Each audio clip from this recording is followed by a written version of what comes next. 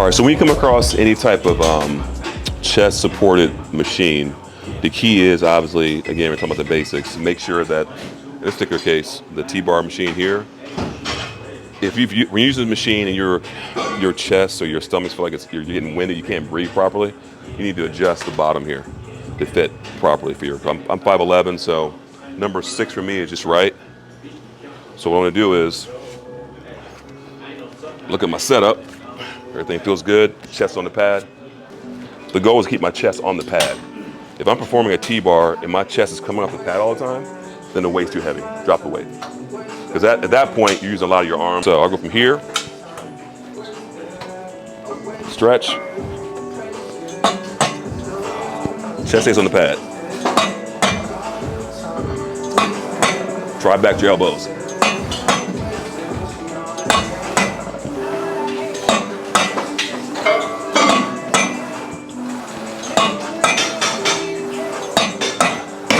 That's proper form. Again, we keep harping on back on the basics. We'll get back to the basics. This applies to anything in life though. Basics, like I remember I was back in school, I was not an A+ student. And I struggled with learning how to study. And I wish somebody would have taught me that early on. You go to high school, then college, and I struggled in college too. And it's because one, I didn't understand how to study, the basics of how to study. I didn't learn how to study, learn time management until I got in the corporate world. Yeah, I spent many years in the corporate world. I'm not sure if I shared this with you before, but deadlines. Exactly. Especially for new grads. You know, I remember you were in school. I mean, she was in school, nursing, and bartending. Mm-hmm. So and competing. Yeah. I admired the fact that she did all that, where a lot of us just don't understand how do you even rationalize it? How do you find time to do that? Mm-hmm. I commend her for watching her do that. Complaining that there's not enough time in the day. There's always time. Yeah. There really is. I mean, perfect example is look at your screen time on your phone. How much time are you showing your screen time with scrolling? When people say they don't have time, there's time. Yeah. But my point though, as far as getting back to the basics, is that, you know, now what I do is like for new grads graduating out of college, I try to tip them and help them as far as how to interview. How to interview for the actual role you're applying for, because a lot of folks are not taught how to interview. Mm-hmm. When I was in the corporate world, I did sales, I was in leadership roles, I did corporate recruiting as well, and that's what I try to do now, is try to help new grads as they come across, you know, interviewing for new roles. You got to know the role you're interviewing for, and number 2, another good tip is find out who you're interviewing with, because you can usually find them on LinkedIn. Find out something find out about their education, their hobbies, and include that in the conversation when you're interviewing with that person, because that separates you from a lot of folks. Yeah. You know, so. A lot of people don't realize this. A lot of people know that I work as an NP, but he has his own professional career. We both do. We're not just full-time bodybuilders. Yeah. He's got years of experience in the corporate world, recruiting, sales, mortgage lending. Like, he has a lot of really, really good knowledge. I know he's helped me a ton. When I was interviewing for NP jobs, when I was still in grad school, I think is important for people to understand about us, that we're not just bodybuilders full time. We love it. It's a huge part of our lives. Right. And it aids in other aspects of our life. Yeah. Bodybuilding is something that should add to your life, not take away.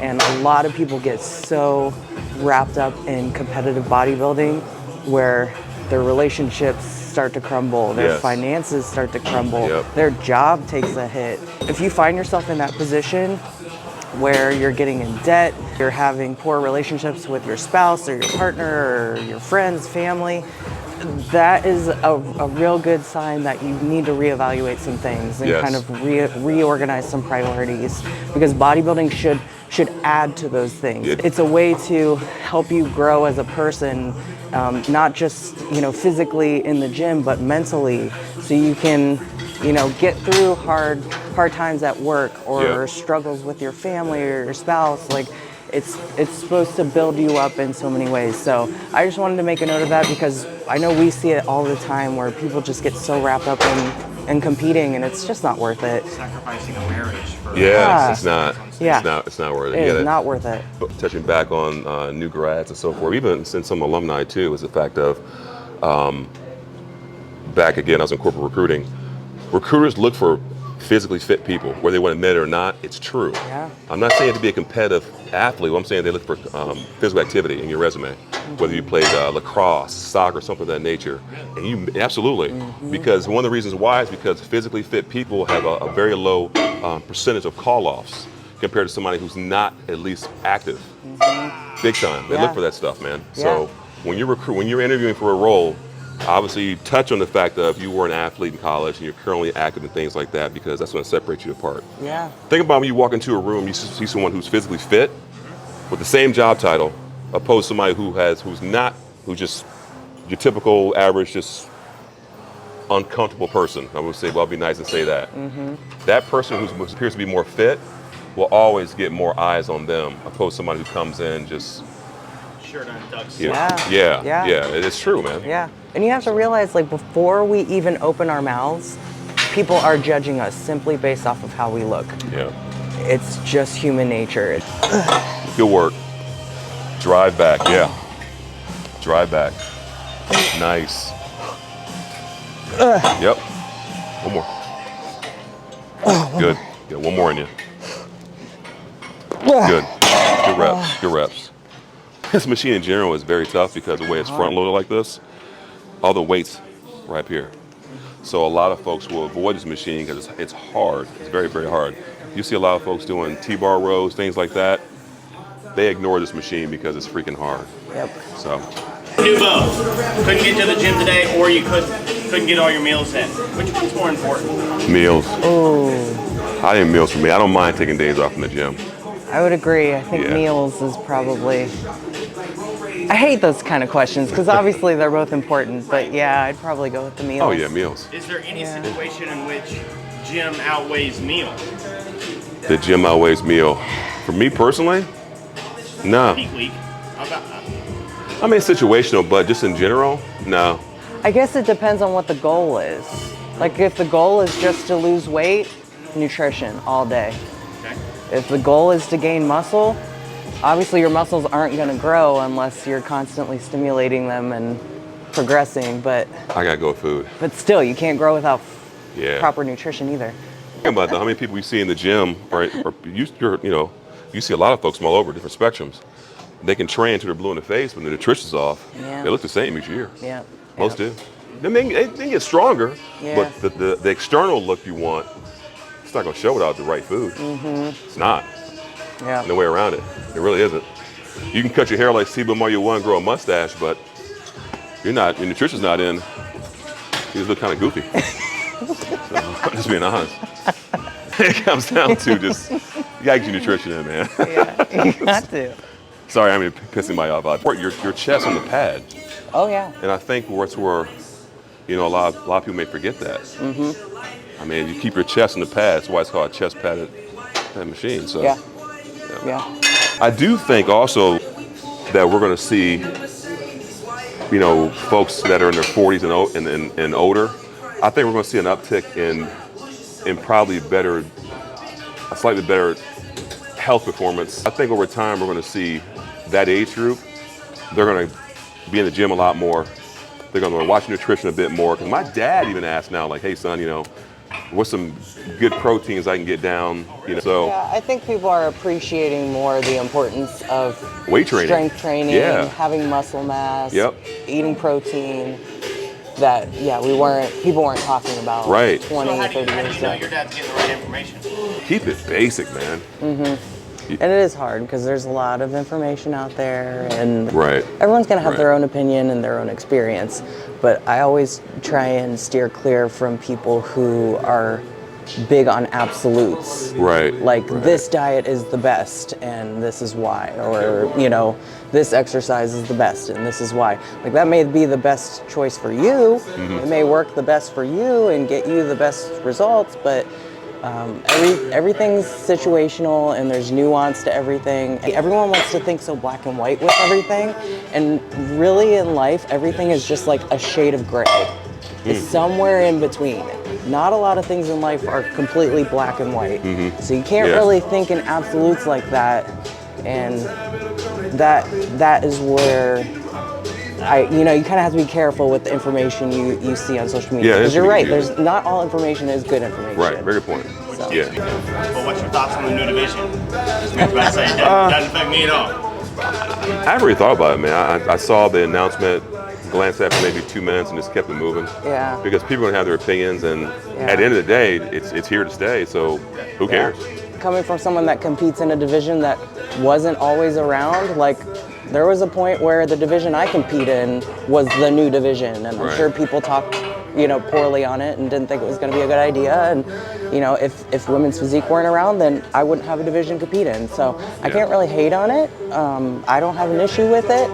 The IFBB NPC is a business. Yep. So you have to understand they are a business and they're trying to bring more people into the sport. And the other argument is the talk of like the progression of all of the female divisions in terms of muscularity, hardness, condition, and I do understand that. I feel that argument, especially in women's physique. Obviously what is rewarded we know is very different. So it can get frustrating as a competitor, but at the end of the day, you just have to keep showing up for yourself. Know why you're doing it. You know, love the sport for what it is, and understand you can't control everything. Just, you know, stay true to your goals, and, you'll be successful and stay happy. Yep. Hey. There you go. Nice. Yep. Come on. Come on. You got a couple more. Two more. Nice. One more. Yep. One more. We're done here. Yep. Yep. Good work. Good work. Back to the chest padded machine here. I'm going to touch on habits. When you first come in the gym, a lot of folks may have a habit of not even checking with their foot placement, which can affect your movement, affect your breathing also. So that's something to keep in mind. You get in the gym or on the machine, make sure it's comfortable for you, and make sure you can feel the contraction. Because we all have habits, right? So whether your habits are in the gym or personal or relationship, business, you got to remember that your habits can either compound for you or compound against you. So it's very important to understand and watch your habits. Bent over rows. We loved doing these underhanded. We truly feel that it hits more your lower lats as well too. And for a lot of folks like myself, they're harder to do. They're tougher to do, I think. And for this movement, you want to back locked in, and your arms and hands are just like hooks. It's just from here, full stretch, here. Not this. Now, if you want to develop your biceps a little bit, sure, knock yourself out, but that's not really good. That's not quality reps. You want to stay locked in, here to here. Boom. Boom. You can drag it below your belly button. That's my cue. So you're not pulling to your chest? No. We pull back a little bit. So I learned that from you, actually. I think you showed me that. You kind of drag the bar up against your thigh. Yeah. And pull it like a little bit under the belly button and back with your elbows. Yep. Versus some people, they just go like up like this, kind of, and you're just getting a lot of arm. And because it feels weird. It even like there's no back there, guys. Like you do that, you're working your arms. Now the more reps you get, are you going to have a little bit of compensating muscles popping in? Is your forward going to be off slightly? Sure. Your last set, you're trying to break through something, sure. But the focus should be quality reps. From here to here. Not this. And notice, his back is staying stable and pretty much in place. He's just pulling with his lats. That's it. Not using that momentum. Man. A lot of momentum. You're not getting what you need out of it. Give me at least good 8 quality reps. I can do more than 8. I know you got more. Yeah. Okay. Stay locked in. Yep. I really make sure I get myself set up so I lock my hips and my pelvis in place, neutralize my pelvis, engage my core, get set, and then go into the movement.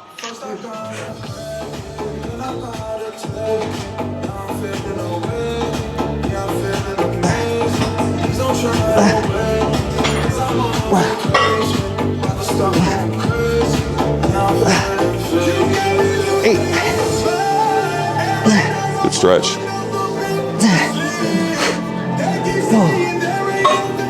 One more. Yep. Good. Good. One last tip for folks out there interviewing for new roles. Large organizations like JPMorgan Chase, for example, they receive thousands of resumes daily. So something you want to do when it comes to your resume to stand out, make sure your resume is specifically for that particular job you're looking to interview for. Because if not, their algorithm is going to kick that resume out, and within a couple of minutes, you're going to receive something that says, unfortunately, you're not qualified for this role. Thanks for applying. So just one little tip. If you're interviewing for a project manager role, make sure your resume reflects the project manager role. If you're interviewing for a financial role or a mortgage broker role, make sure your resume reflects those trigger words in your resume. Nice. Good. Keeping the bar close to his legs. Leading with his elbows, keeping his upper body upright and straight, not using momentum. It's freaking hard. Great form. Thank you. Great form. When the form is quality, I find the reps are harder. Heck None yeah, of they're this. harder. None of that stuff, man. Yep, stay locked in.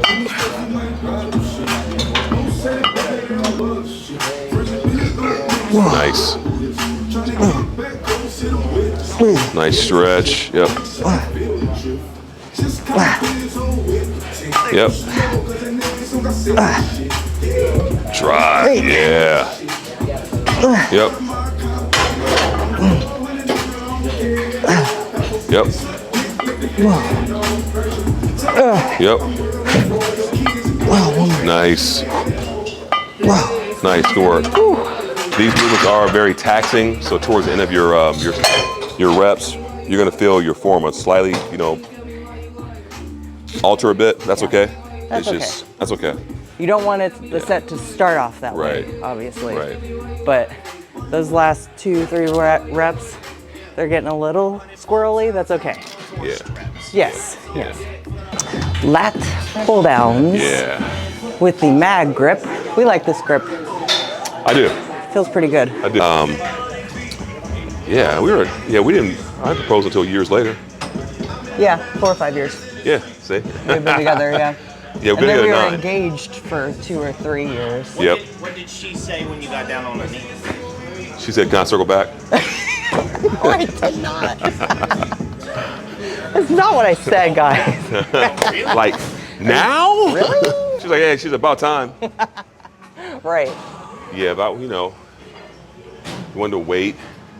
You really don't know anyone. Let's be real. You don't really know someone until years down the road. For the first 2 years, you're still going through your first few chapters of, warm and fuzzy and feeling each other out. Yeah. Probably haven't farted in front of her yet, maybe a year. The second year in, you start using the bathroom, door opens, she's talking to you on the toilet. So it takes some years, to get into it. You gotta really Yeah. put that time in. Exactly. So when do you stop changing? You change a lot from 18 to 21. Oh, now I can drink. You change a lot 21 to 25. Oh, yeah. Now I got to take my own insurance. Yeah. When do you stop changing? Or do you ever stop changing? I don't know. No, I don't. I think ideally, I think we should always be growing and evolving, but I think most of your growth is through that teen, maybe up to 40. And then I think it kind of slows down once people hit their 40s. Get stuck in their ways, get comfortable with it. That's true too. Yes. When do you get set in your ways? And sounds like it doesn't really happen until 35, 40 years old. Setting your ways. Everyone's a little different, obviously. Yeah, that part. I don't know if I'd call it stuck in your ways. I would just probably say go back to habits. Yeah. Certain things you like to do, certain things you don't like to do. But as far as stuck in the ways, I try to make sure that I never get stuck in my ways because you can't grow that way. And it's unfortunate that I think many of us were brought up to think that, after 35, things go downhill.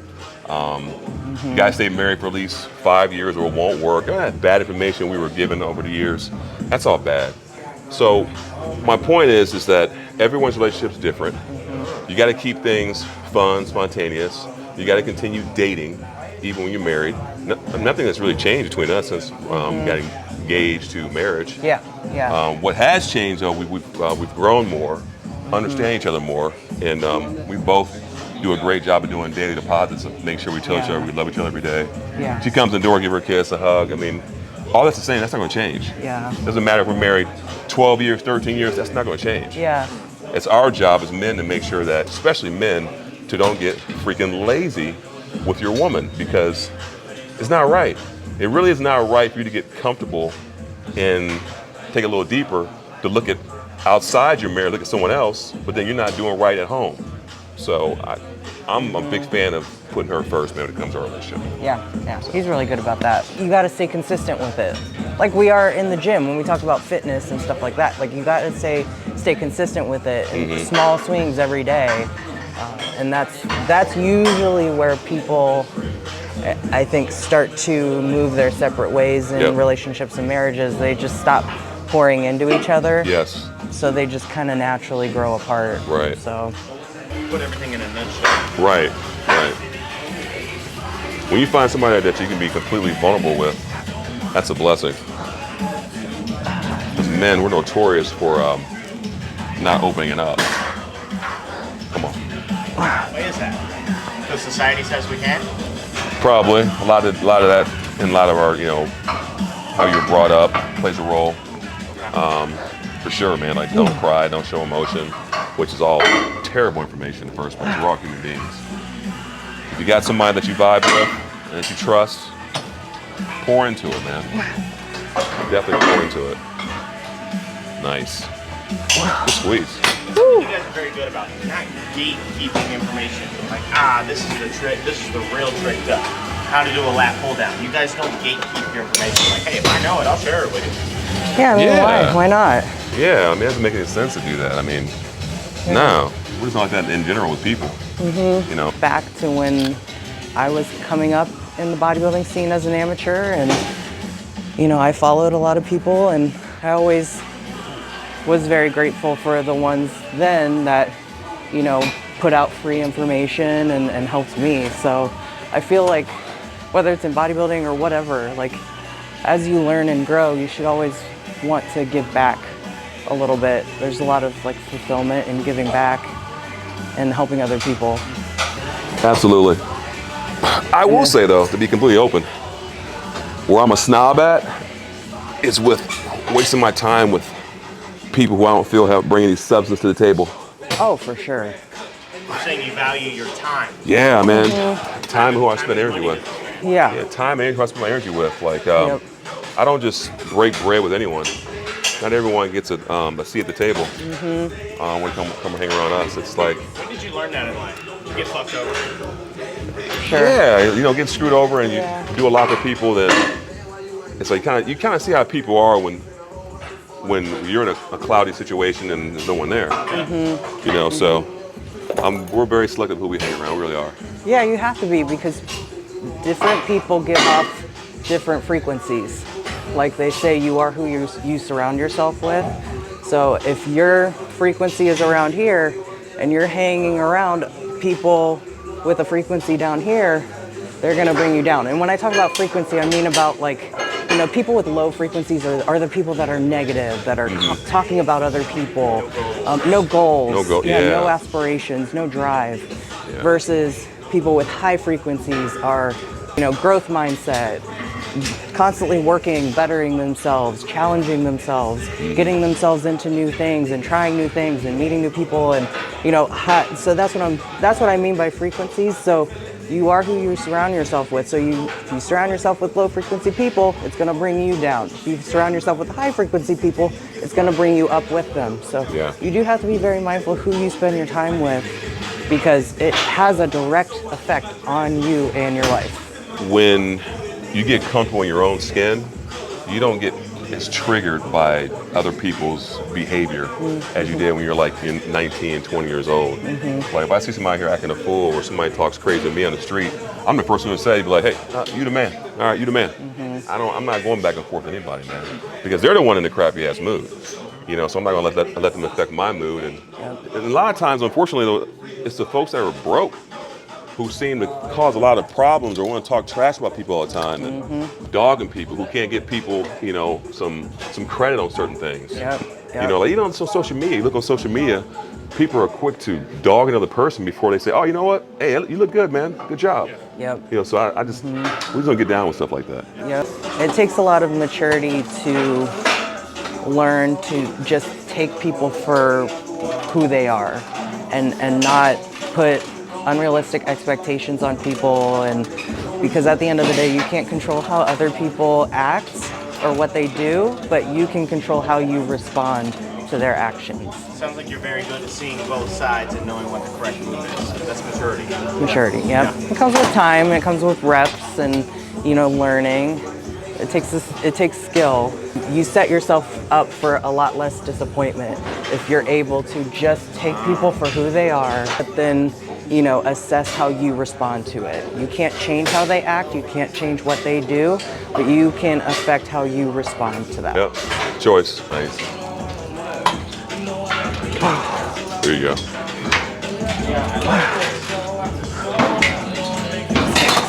Nice. There you go. Yep.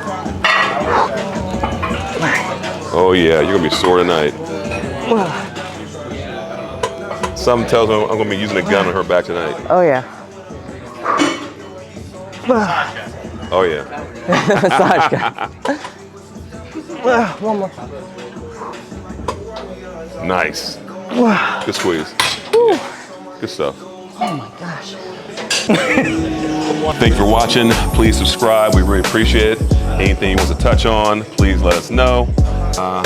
Much love.